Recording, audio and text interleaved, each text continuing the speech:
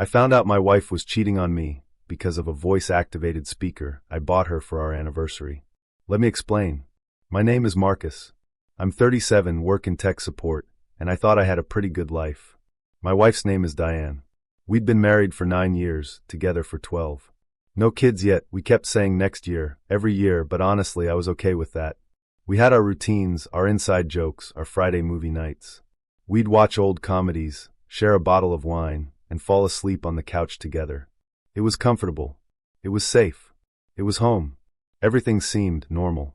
Until 3 months ago, when I decided to surprise Diane with an early anniversary gift, a smart speaker for her home office.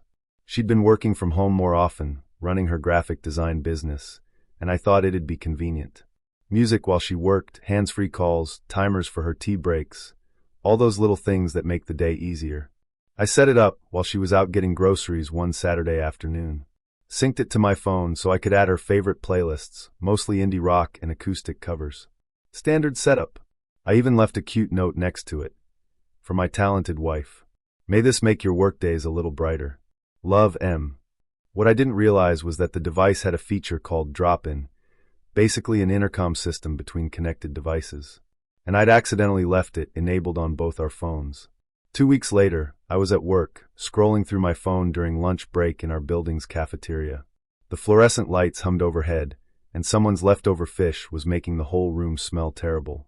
I was reading an article about network security when I heard voices coming from my wireless earbuds. At first, I thought it was a podcast that had autoplayed, but then I heard Diane's laugh. That specific laugh she does when she's nervous but trying to play it cool, a little too loud, a little too forced. And then I heard a man's voice. Deep, confident, unfamiliar. You sure you won't be back early? My blood went cold. My sandwich suddenly felt like concrete in my stomach. Marcus? No way, Diane said, and I could hear her moving around, maybe closing curtains. He's been taking late lunches lately. Probably scrolling through tech forums like always. He loses track of time when he's reading about routers and firewalls. The man laughed. Routers? God, that sounds boring. It is, Diane said, and something in her tone, casual, dismissive, cut deeper than any insult. But that's Marcus. Reliable. Predictable. Safe. Good. Because I've been thinking about this all week, the man said, his voice lower now. I sat there in the break room, frozen, listening through the speaker in her office as my wife invited another man into our home. Into our life. The sounds that followed weren't explicit enough for me to understand exactly what was happening. My hands were shaking. I set down my phone on the table, staring at it like it was some kind of bomb. Part of me wanted to disconnect, to pretend I'd never heard anything. But I couldn't move. I just sat there, paralyzed, as my entire world crumbled around me. I didn't move for 20 minutes. Just sat there, listening, confirming what part of me had maybe suspected but never wanted to believe. There had been small things over the past few months. Her phone face down on tables, new perfume she never wore around me, late-night client calls that seemed to happen more and more frequently. But I'd ignored them. Trusted her. Believed in us. When it was over, I heard them talking again. Casual conversation, like they'd just finished having coffee instead of destroying my marriage. Does he know about Trevor? The man asked.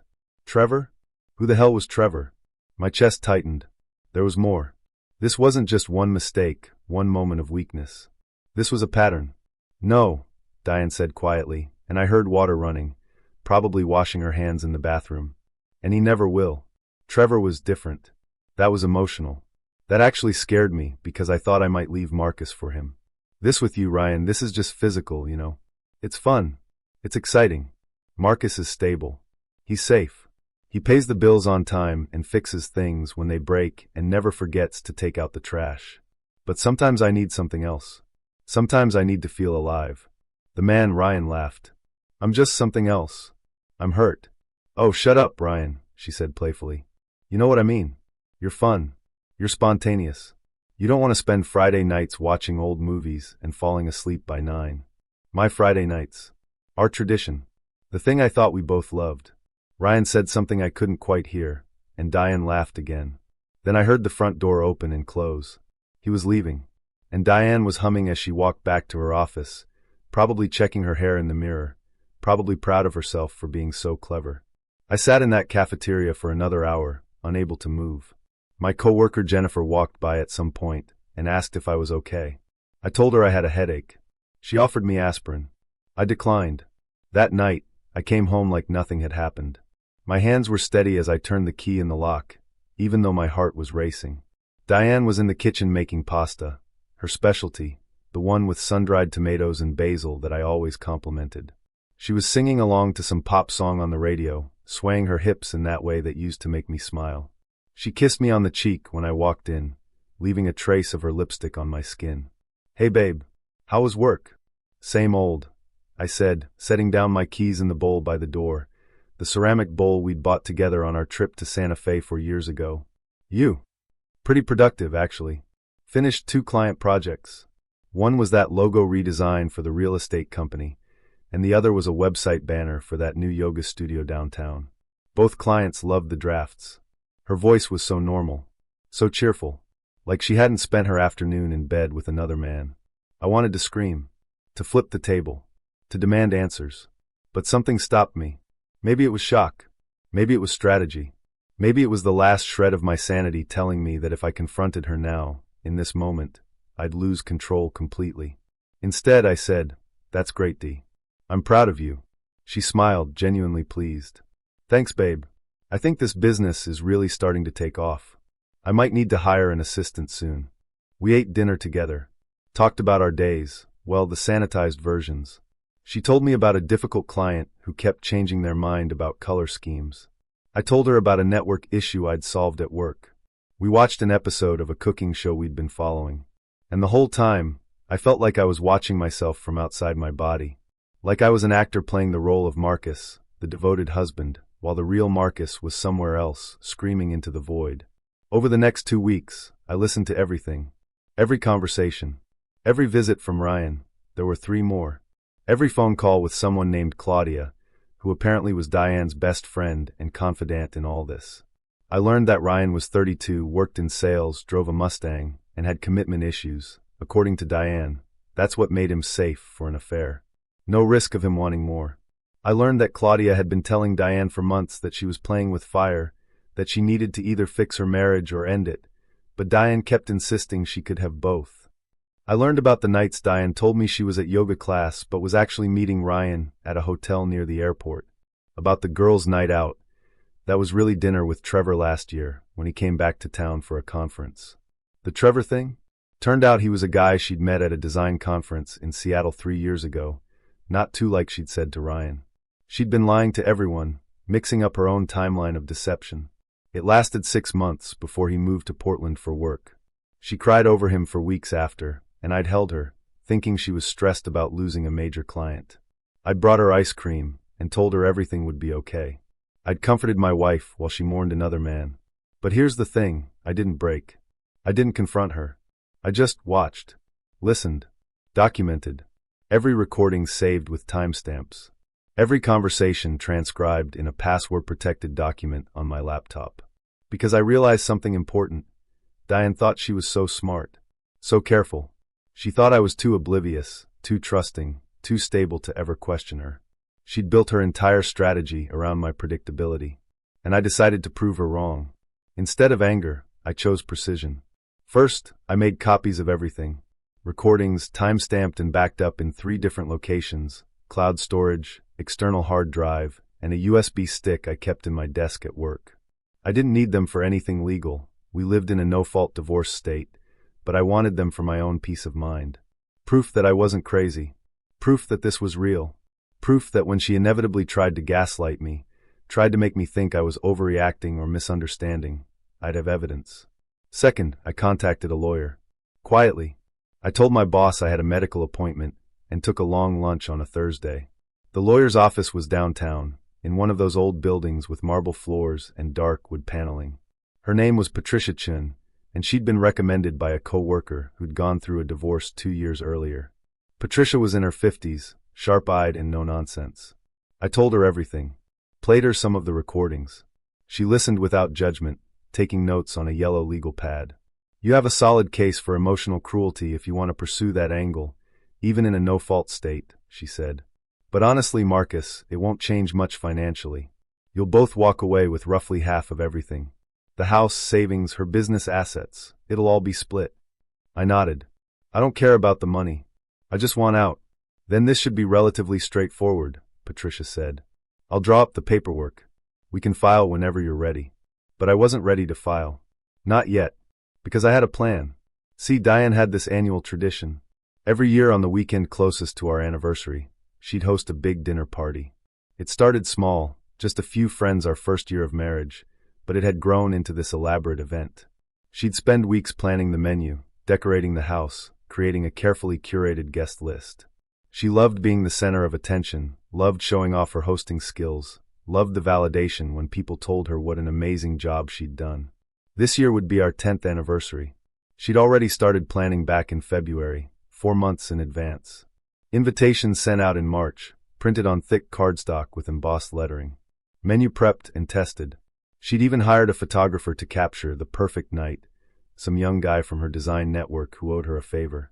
The guest list was 40 people. Our closest friends from college, my co-workers and their spouses, her business partners, both our families, my parents driving up from Phoenix, her mom and stepdad coming in from Denver, her younger sister flying in from Boston. So I let her plan it, encouraged it even. I helped her choose the wine, offered to handle the rental of extra tables and chairs, suggested she use those string lights in the backyard that she loved. You should invite Ryan, I said casually one night in early April while we were going over the guest list. My voice was steady, betraying nothing. She looked up from her laptop, startled. Her fingers froze over the keyboard. Ryan? Yeah, your client. The one with the real estate company. You talk about him a lot. Seems like you've built a good working relationship. Might be nice for him to meet some of your other clients, do some networking. I watched her face carefully. The micro-expressions. The brief flash of panic before she smoothed it away. She hesitated, then smiled. Oh, yeah, maybe. I'll think about it. She didn't invite him. Too risky, I guess.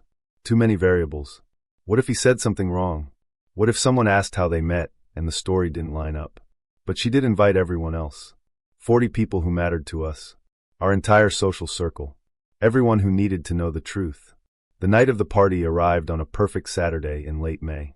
The weather cooperated, 75 degrees, clear skies, a light breeze that made the string lights sway gently. The backyard looked like something out of a magazine. White tablecloths, fresh flowers in mason jars, candles waiting to be lit as the sun set. Diane wore a stunning black dress she'd bought specifically for the occasion, sleeveless, just above the knee, elegant and sophisticated. Her hair was styled in loose waves. Her makeup was perfect. She looked beautiful, and I told her so.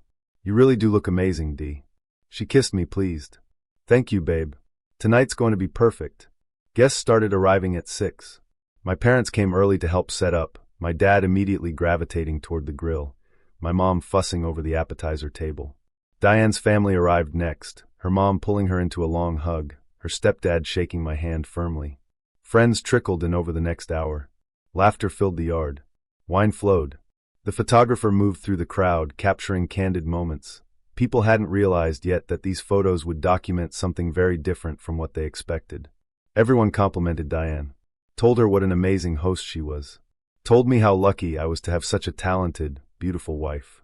And I smiled, played the loving husband, poured drinks, laughed at jokes, made small talk about work and vacation plans and the new restaurant that had opened downtown. Dinner was served at 7:30. Grilled salmon, roasted vegetables, 3 different salads, fresh bread from the bakery Diane loved. Everything was delicious. Everyone said so. At 8:15, as the sun was setting and the string lights were glowing warmly, I stood up and clinked my glass with a fork. The clear, ringing sound cut through the conversation. Hey, everyone. Can I have your attention for a minute? The backyard quieted. 40 faces turned toward me. Diane looked surprised but pleased, her eyes shining. She loved when I made speeches, loved when I publicly celebrated her. I just want to thank you all for coming tonight, I said, my voice steady and clear. 10 years. It's a big milestone. A decade of marriage. And I wanted to do something special for Diane, to really show her how much these years have meant. She beamed, her hand over her heart. A few people, auditioned someone, I think it was her sister, had tears in her eyes. I pulled out my phone and held it up. So I made a little video. A montage of our time together. Our greatest hits, if you will. I'd already connected my phone to the TV we'd brought outside, mounted on a rolling stand usually reserved for watching sports. The screen was covered with a white sheet for the big reveal. Diane's smile widened. More ahs from the crowd. I pulled away the sheet. The screen lit up. But instead of wedding photos and vacation snapshots, instead of the romantic montage everyone expected, the first thing that appeared was an audio waveform visualization. Those dancing bars that move with sound. And then, Diane's voice, crystal clear through the outdoor speakers. Marcus? No way. He's been taking late lunches lately. Probably scrolling through tech forums like always. The room, the yard, went completely silent. The kind of silence where you can hear someone's breath catch, where you can hear ice shifting in a glass. Diane's face drained of all color. Her hand dropped from her heart to grip the edge of the table. The audio continued. The conversation with Ryan. Not the explicit parts. I'd carefully edited those out. But enough. More than enough. Ryan's voice. You sure he won't be back early? Diane. But that's Marcus. Reliable. Predictable. Safe. Ryan. Does he know about Trevor? Diane. No. And he never will. Trevor was different. That was emotional. This is just physical, you know. Marcus is stable. He's safe. But sometimes I need something else. I let it play for 2 minutes. Carefully curated clips from different conversations, arranged to tell the complete story. Her dismissive comments about our marriage. Her casual discussion of multiple affairs. Her confidence that I'd never find out. Around the yard, people's expressions shifted from confusion to understanding to shock. My mother's hand was over her mouth. My father's face had gone red. Diane's mom looked like she might faint. Friends were exchanging glances, unsure where to look. Then I stopped the audio. The silence that followed was deafening. I found out about this 7 weeks ago, I said, my voice still calm, still steady. I'd practiced this speech 100 times in my head. I've spent that time making sure I understood the full picture, confirming details, consulting with lawyers. And tonight, I wanted everyone here, our friends, our families, everyone who's been celebrating our marriage for 10 years, to understand why that marriage is ending. Diane stood up abruptly, her chair scraping loudly against the patio stones. She was shaking, her hands trembling. Marcus, please. I've already filed for divorce, I continued, not looking at her. Looking instead at the crowd, at the faces of people I cared about. My lawyer has all the documentation. The papers were served yesterday. Diane received them this morning, though she chose not to mention it to anyone. This party? Consider it our goodbye. Our final event as a married couple. I finally looked at her then. Really looked at her. At the woman I'd loved for 12 years. The woman I'd trusted completely. The woman who'd systematically betrayed that trust while smiling to my face. You thought I was too stable to notice. Too trusting to question. Too predictable to ever surprise you. But the truth is, Diane, I just loved you enough to give you the benefit of the doubt. Every late night, every suspicious call, every time something felt off, I chose to trust you. That was my mistake. Not loving you. Trusting you. My voice cracked slightly on those last words. The only break in my composure. I set down my glass on the table, grabbed my jacket from the back of my chair, and walked toward the side gate that led to the driveway. Behind me, chaos erupted. Shouting. Crying. Diane screaming my name, her voice breaking. Her sister trying to calm her. My mother saying something to my father. Friends talking over each other. But I didn't look back. I walked through the gate, got into my car. I'd parked on the street specifically, so I could leave without navigating through the crowd, and drove away. In my rearview mirror, I could see people spilling out of the backyard, the party disintegrating into confusion and drama. I drove to a hotel downtown, checked in under my name, ordered room service, sat on the bed and finally let myself feel everything I'd been holding back for 7 weeks. I didn't cry. I just sat there, numb, as my phone exploded with calls and texts. Diane, her family, friends, my parents. I turned it off and went to sleep. 3 months later, the divorce was finalized. It was quick by divorce standards. Patricia had been right about the no-fault state, making things straightforward. We split everything 50-50. The house was sold. We each took half the proceeds. Her business remained hers. My retirement accounts remained mine. Clean break. Diane tried everything to stop it. She called, texted, showed up at my office twice before security escorted her out. She sent long emails explaining that she'd made mistakes but still loved me, that we could work through this, that she'd go to therapy, that she'd do anything. Her family reached out too. Her mother called me heartless, said I'd humiliated her daughter publicly when I could have handled it privately. Her sister sent a long text about forgiveness and second chances. Some of our mutual friends took her side, said I'd been cruel, said the public revelation was vindictive and unnecessary, said everyone makes mistakes and I'd overreacted. But most people, they understood. Ryan stopped seeing her the week after the party. I know because Claudia told me. Apparently, public exposure wasn't his thing. He'd signed up for a secret affair, not a scandal. My parents were supportive in their own way. My dad didn't say much, but he helped me move into my new apartment, carried boxes without complaint. My mom sent care packages, cookies, frozen meals, a new set of towels because every fresh start needs fresh towels. As for me, I moved into a smaller apartment downtown. 1 bedroom, 9th floor, view of the city. It was quiet. It was mine. It was a place where no one had lied to me. I started going to the gym. Not obsessively, just regularly. 3 times a week. It felt good to have a routine that was just for me. I reconnected with old friends I'd lost touch with over the years, college buddies who'd moved away, co-workers from previous jobs. Started saying yes to things I'd always been too busy for. Joined a recreational soccer league. Started taking photography classes on weekends. Last I heard through mutual acquaintances, Diane moved back in with her parents in Denver. Her business took a hit after the party. Turns out several of her clients had been at that dinner, and they quietly took their business elsewhere. Not because they judged her for the affair, necessarily, but because they'd seen her lying skills firsthand and decided they didn't want that in a business relationship. She's rebuilding, I guess. Starting over. Working as a freelance designer, taking whatever projects she can get. And I'm starting over too. But on my own terms. Because here's what I learned through all of this. The hardest betrayals aren't the loud ones. They're not the dramatic fights or the obvious lies. They're the quiet ones.